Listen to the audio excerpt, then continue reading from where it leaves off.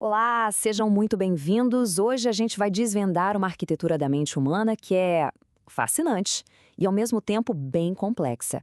É sobre a arte de não mudar absolutamente nada, mas, ainda assim, conseguir os aplausos por uma transformação que nunca aconteceu de verdade. Vamos mergulhar nisso? Para a gente começar, vamos pensar numa analogia que todo mundo vai entender. A figura do atleta de sofá, sabe? É aquela pessoa que decide que vai entrar em forma e segue um ritual que parece perfeito, mas com um detalhezinho crucial faltando ali no meio. A rotina é impecável, olha só. Primeiro, a pessoa paga a academia mais cara. Depois, compra aquele equipamento de ponta, a melhor roupa, o melhor tênis. Aí ela vai todos os dias, sem falhar um. E, por fim, senta no sofá da recepção.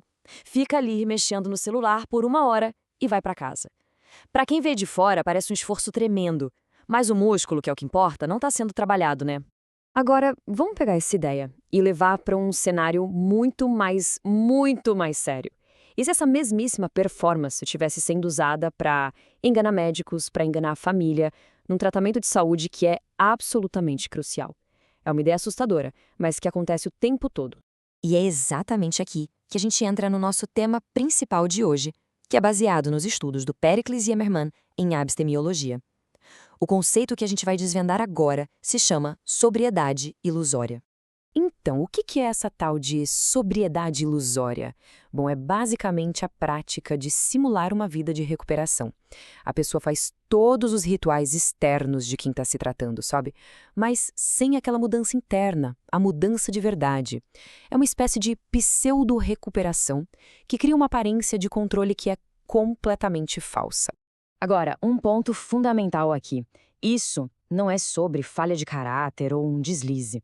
Segundo a fonte, a gente está falando de um sistema de defesa cognitivo super sofisticado. É uma verdadeira arquitetura de auto-engano que o cérebro constrói. Por quê? Porque mudar de verdade dói. E por que o cérebro gastaria tanta energia nisso, né? Bem, é para manter os chamados ganhos secundários, coisas como ter paz em casa, a aprovação da sociedade, também para resgatar a confiança de quem paga o tratamento. E, talvez o mais importante de tudo, é para evitar a dor de uma mudança genuína. Assim, a pessoa consegue manter o hábito sem sofrer as consequências sociais. E essa arquitetura do auto-engano, ela não é uma coisa só. Ela funciona em 3 níveis diferentes que se conectam. E é isso que a gente vai explorar agora. Esses três mecanismos formam o que a gente pode chamar de tríade do auto-engano. Um alimenta o outro, criando um sistema de defesa que é quase impossível de penetrar. Vamos começar pelo primeiro. O primeiro nível, que é o mais passivo de todos, é o compromisso meramente estético. É a ilusão da presença, sabe? É a camada mais superficial desse truque todo. O interessante aqui é exatamente isso. A presença física da pessoa está completamente esvaziada de intenção. É aquele paciente que não falta a nenhuma reunião, senta lá na primeira fila, mas passa a sessão inteira calado. Ou aquele que jura que está tomando a medicação, mas nunca vai na farmácia comprar a próxima caixa. O impacto disso na família, no ecossistema ao redor, é devastador. Porque, como diz a fonte, esse comportamento sabota a capacidade de julgamento de quem está ali tentando ajudar. A família, que já está exausta, vê a agenda sendo cumprida e pensa, ufa, o esforço está sendo feito. E aí, claro, os resultados não aparecem. O que a família conclui? Ah, a culpa é do método, a culpa é do profissional, e isso leva ao que a fonte chama de síndrome da rotatividade terapêutica.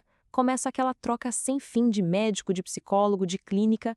E o mais irônico é que cada troca dessa beneficia a pessoa em tratamento, porque o processo zera. Ela ganha meses de lua de mel com um novo terapeuta sem ser confrontada de verdade. Ok, se o primeiro nível era sobre uma presença passiva, o segundo já é sobre uma ação manipuladora. Vamos falar da abstinência dissimulada, a ilusão da ação. É aqui que a pessoa começa a hackear o sistema ativamente. Esse slide mostra a diferença de um jeito brilhante. O engajamento autêntico é fazer de tudo, mas de tudo mesmo, para manter a abstinência. Já a performatividade vazia é fazer aparentemente tudo para manter a aparência da abstinência. A intenção aqui muda completamente o jogo. E como isso funciona na prática? Bom, através de 3 mecanismos. Primeiro, o adiamento instrumental. É o adolescente que fica limpo só para ganhar permissão dos pais para uma viagem onde ele já planeja usar tudo sem controle. Segundo, a dissimulação contextual. É o marido que é um poço de sobriedade no fim de semana com a família, mas consome escondido durante a semana.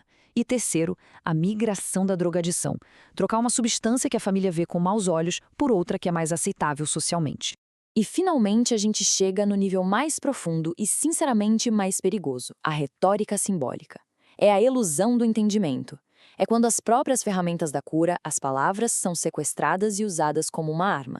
Aqui a pessoa aprende todo o vocabulário da recuperação e começa a repetir aquilo mecanicamente. É o famoso só por hoje, dito como se fosse um bom dia apático no elevador. O exemplo mais trágico que a fonte traz é de uma pessoa que recita a oração da serenidade com uma emoção enorme no grupo de apoio e minutos depois de sair dali, tem uma recaída. A linguagem vira um escudo, um substituto barato para o esforço doloroso que é olhar para dentro de si. Bom, diante de um sistema tão bem feito, tão bem arquitetado, como é que se combate isso? A fonte oferece um caminho sim, mas é um caminho que exige uma mudança de postura bem desconfortável para todo mundo que está envolvido. As estratégias são bem diretas. Primeiro, o autorrelato perde valor. É preciso parar de confiar só na palavra da pessoa. Segundo, testes toxicológicos, periódicos e aleatórios.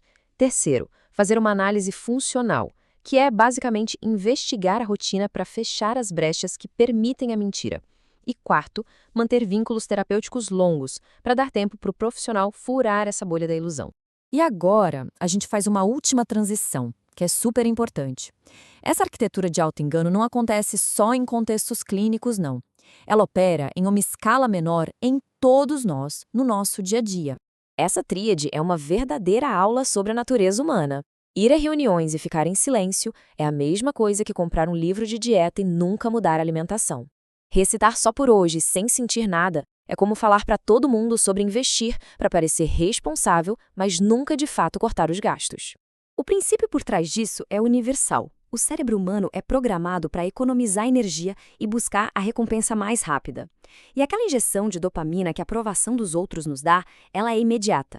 Já a recompensa da mudança de verdade, essa demora e exige um esforço danado. Por isso, a aparência de mudança dá muito menos trabalho. E tudo isso nos deixa com uma reflexão final, que é bem provocativa. Se as próprias ferramentas da cura podem ser sequestradas pela nossa mente só para a gente evitar o desconforto, como é que a gente consegue distinguir lá no silêncio da nossa própria consciência quando estamos passando por uma transformação verdadeira, dolorosa, genuína, e quando estamos só atuando com um texto muito bem ensaiado só para colecionar aplausos? Fica aí o convite para essa reflexão.